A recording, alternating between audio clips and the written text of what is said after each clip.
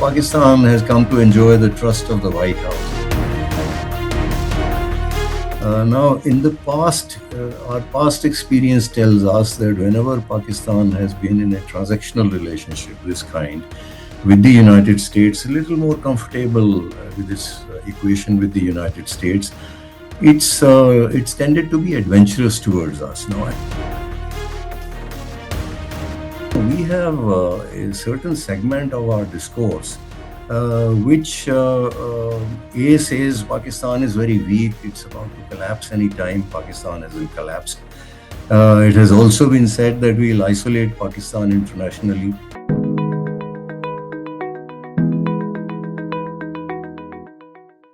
Hello and welcome. You're watching me, Sanket Upadhyay, on TheFederal. The show is called AI with Sanket. This is the AI of news because news in India today requires not artificial but analytical intelligence. There's a meeting which took place in Islamabad. It was supposed to be peace talks to bring two warring factions together and negotiate a peace. What an irony. Pakistan as the negotiator of peace. A lot about this has been said in India, in the Indian establishment, which is not greeting but looking at this with skepticism. True to what happens in difficult situations, there was no outcome. The negotiations and talks failed, and now you have a tricky situation where even the ceasefire may not continue. There are more toll booths at the Strait of Hormuz. There is talk of bombing. But amid all of this, how careful should India be? Number one, can we afford to just diss Pakistan and not at least consider this elevated geopolitical position that Pakistan wants to accord itself? That it wants to be seen as the global peace negotiator. As I said, irony of ironies, but still, it's happening. Secondly, could this be a big challenge for India? Because we all know, if history repeats itself, Pakistan has always taken a wrong decision and a misadventure of attacking India or looking Indiawards militarily whenever it has got a little support from the Americans. It's again happening this time around. Will Pakistan then direct its misadventure towards India? We have on this program Ambassador, the High Commissioner to Pakistan, former High Commissioner to Pakistan, Sharad Sabarwal. Let's speak to him and understand what he has to say. All right, joining us right now is Ambassador Sharad Sabarwal. Thank you very much, Ambassador, for speaking to us here at TheFederal. What do you make of, number one, Pakistan being the negotiator and the broker of peace in what is truly an extremely volatile situation? I think one or two things. First, we should be clear about what was Pakistan's role, and second, for what reasons it came about. Now, Pakistan's role was essentially that of a messenger, first carrying messages between the two sides. They were not directly in touch, so somebody had to do that. And also a facilitator in establishing communication between the two sides and then organizing their meeting in its capital. It wasn't obviously a decision maker, not even an influencer in any material sense of the term, except to the extent that Pakistan might have tried to influence Iranian decisions through the Chinese.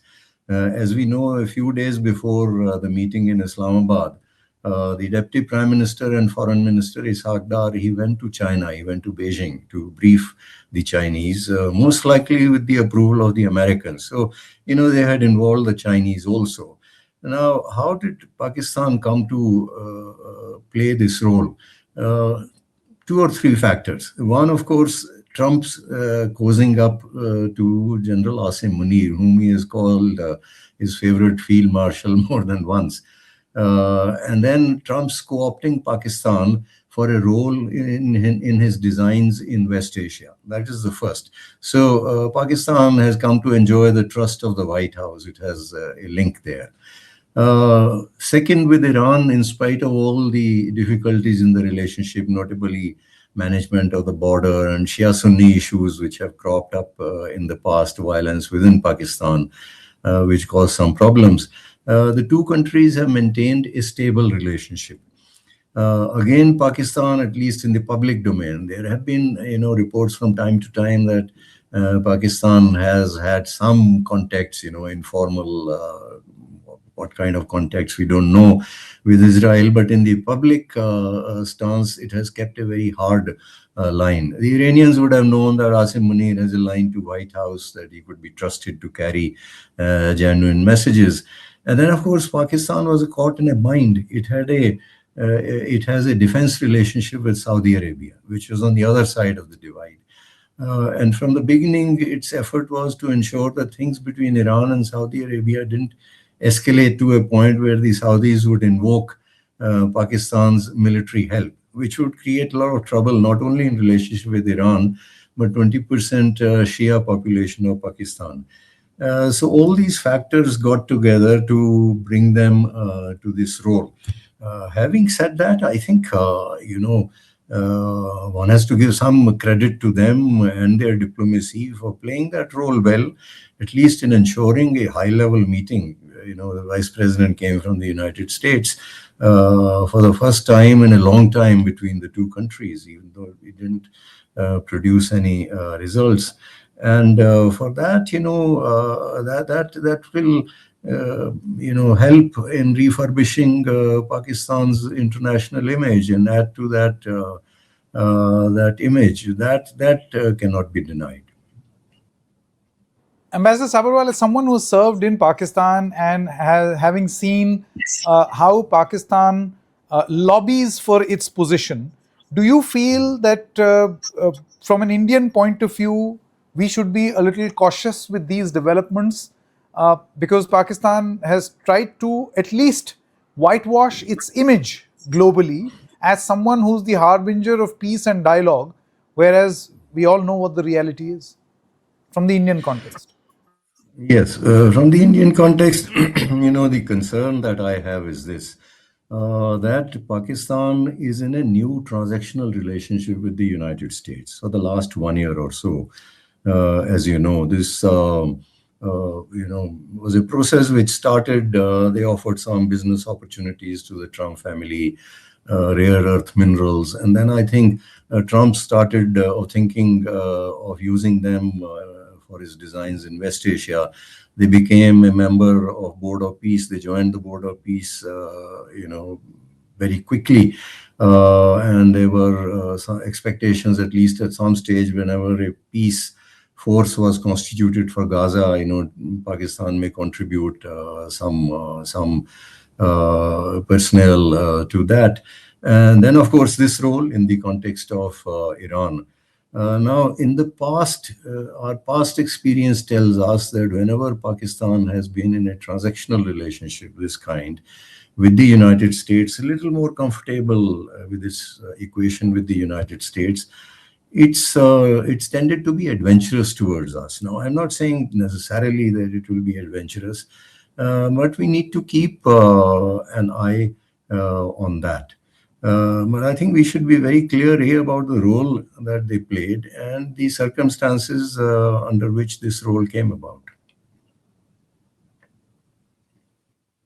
Ambassador Sabarwal, where does this leave India? And I want to specifically ask you, before we move on to the larger context of where this war is going. Clearly, the Islamabad talks did not yield much result.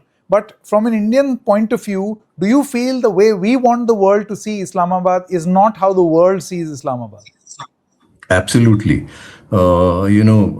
Sanket, Pakistan, through its history, about 75, 76 years, whatever, it has gone through phases. It has gone down, it has come up, and it has come up largely in phases when it has had a transactional relationship with the United States, whether during the Cold War, during the Afghan Jihad, war on terror, etc. Assistance has flowed to it. Money has come from IMF and so on, and its fortunes have risen. 3 years ago, as you remember, Pakistan was down in the dumps. Politically, Imran Khan's party was very active. They were agitating. Asim Munir had just been appointed the army chief. He didn't have full control. He has established full control now, number one. Internally, I'm talking of internal developments. Economically, Pakistan was on the verge of a sovereign default. It is no longer so. It has got an arrangement with the IMF and reasonable arrangement with China, Saudi Arabia, etc., to keep some money parked in its central bank. So that problem has been postponed. I'm not saying that structural problems of Pakistan are over, but I'm saying it's going through a phase where it has registered a geopolitical recovery. First, because of its internal reasons, dimension of terrorism has remained, that's quite clear. But also because of Trump's attention and, trust in his favorite field marshal. This is a transactional relationship again. This is something we need to keep in mind. We have a certain segment of our discourse which A says Pakistan is very weak, it's about to collapse any time. Pakistan hasn't collapsed. It has also been said that we'll isolate Pakistan internationally. Now that hasn't happened. Instead, on the other hand, it has made, as I said, a geopolitical recovery.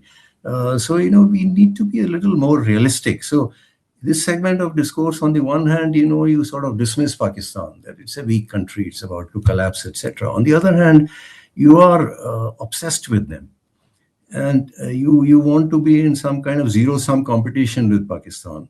A sense of insecurity, for example, which was betrayed in some sections of opinion within our country.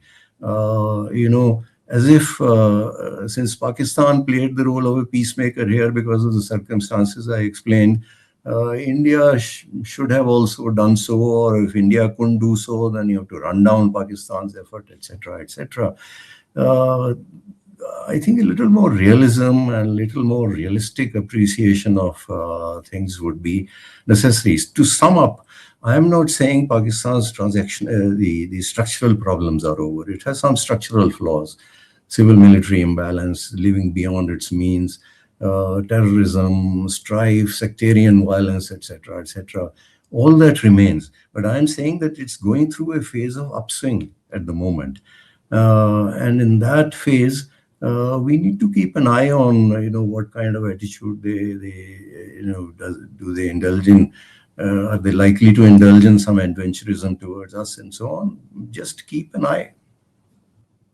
No, I think this is quite sound and sincere advice. Also, since you were mentioning about public discourse in our country, I can't help but remind you what happened just a few days ago with the former Foreign Secretary, Nirupama Menon Rao, and how she was trolled on just merely putting forward her opinion.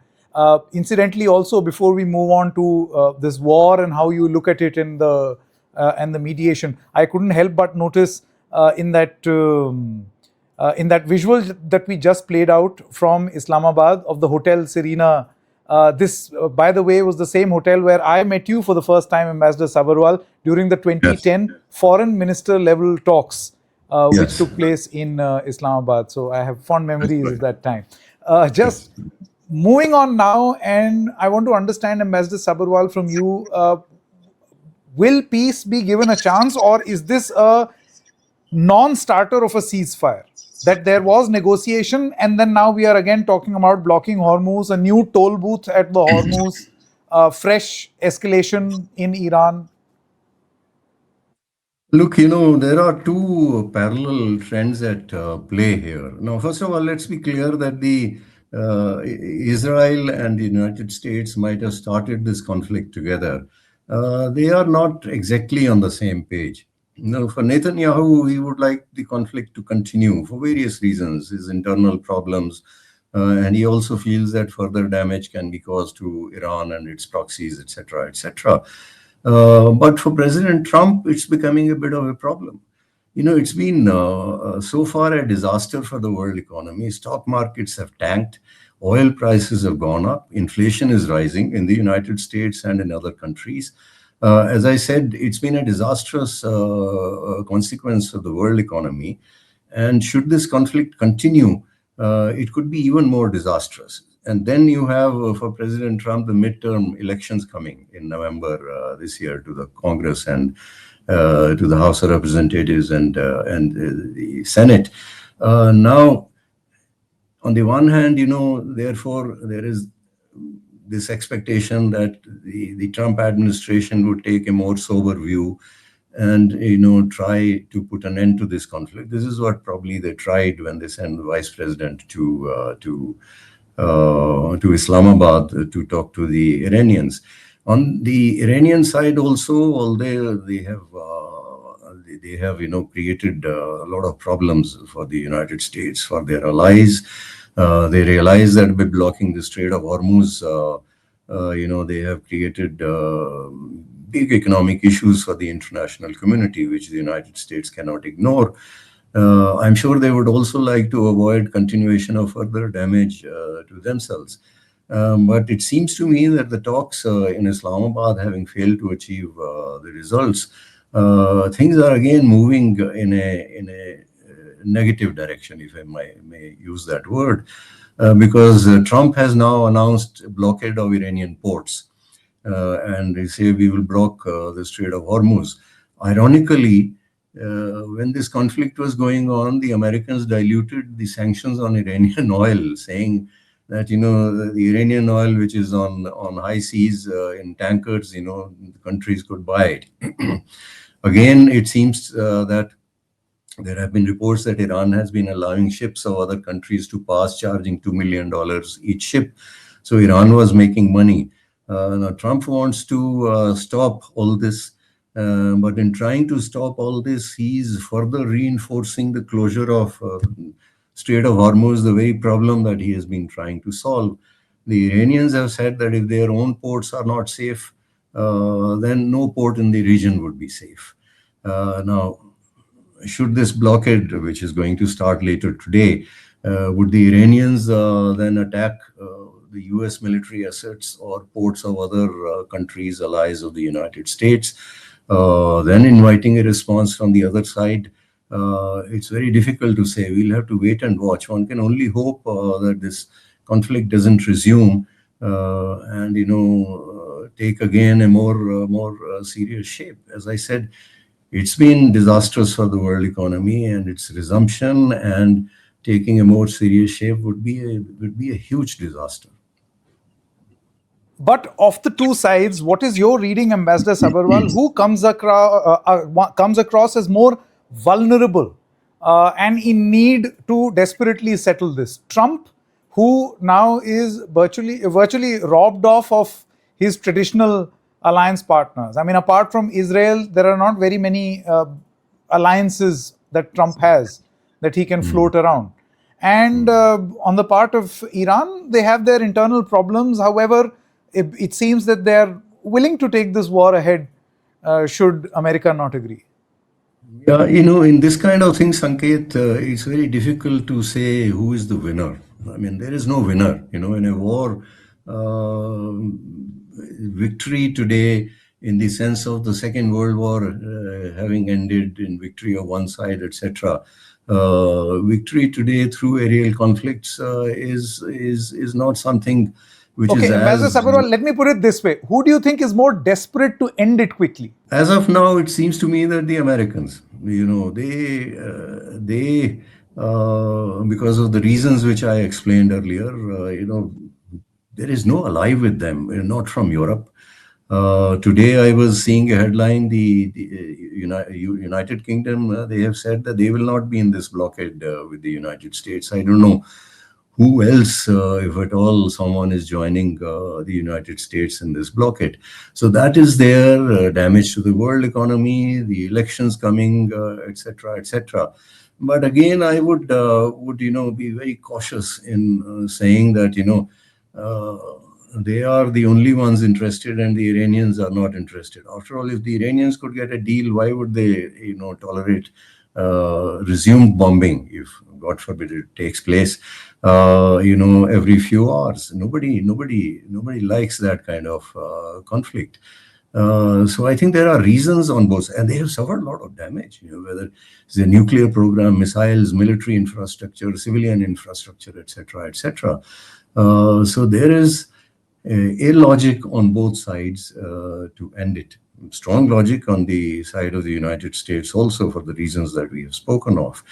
But it seems to mean that willy-nilly they are going into another dangerous phase again. Before we end this broadcast, Ambassador Sabarwal, I just want to quickly dial back to the point where you were saying that this renewed position and importance in geopolitics for Pakistan could fuel some sort of misadventurism towards India. Could you please elaborate? It's in the past when they have had this, for example, the Cold War relationship with the United States. A lot of money flowed in, a lot of military assistance flowed in. And, at some stage, Pakistan thought under Field Marshal Ayub Khan that, they were stronger than India, and they might be able to take Kashmir away from India. So you had this Operation Gibraltar in 1965 and Operation Grand Slam. Again, Yahya Khan, in a relationship with the Nixon administration, he played this role of go-between between the administration and the Chinese. And Henry Kissinger, as you know, he went from Islamabad to Beijing for the first contact. So he had very close contacts with the White House, and he was the favorite of the White House, as Asim Munir is today. He created a total mess in the eastern wing of Pakistan, the erstwhile eastern wing of Pakistan, but thought that backed by the United States, he could, carry through that difficult phase and face up to India and hold back the Indians from taking any action. That proved to be untrue. So it is true that each time Pakistan has gone into these kind of things, they have suffered in the end. But they have caused a lot of trouble for us also, whether it was the 61 war or, later on then 71, in which they were roundly defeated. So I'm not saying that they would be eager to start a war. But, these are hotheads. Pakistani generals have not always been rational. If you look at their past decisions. So, somebody gets up, one day and authorizes an egregious terror attack. After all, this machinery of terror is controlled by the army. And then, one incident and, it can cause a lot of difficulties for us and the region. So I'm not saying this will necessarily happen, but I'm saying in these phases, we have faced these kind of problems from Pakistan when they are more confident of their position, especially vis-a-vis the Americans. And we should keep a close eye on it. All right, Ambassador Sabarwal, thank you so much for your time and pleasure talking to you. Thank you very much. Thank you, Sanket. Thank you. Pleasure talking to you too. Thank you.